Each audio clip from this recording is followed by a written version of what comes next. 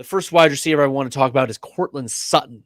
His expert consensus ranking going into Thursday Night Football is wide receiver 13. I have him at wide receiver 14. I'm just a little bit lower.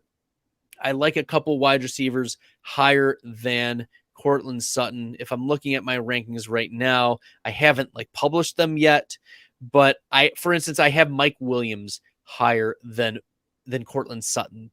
So that's one shift that I make, and maybe I move Sutton down a little bit more, but he's got a tough matchup against Rasul Douglas.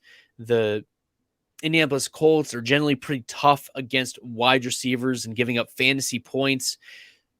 Sutton, though, has been a back-end wide receiver 1, a high-end wide receiver 2 in his game so far with Russell Wilson.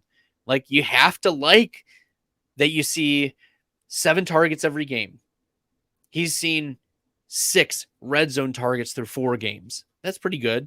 And he scored a touchdown in week 4.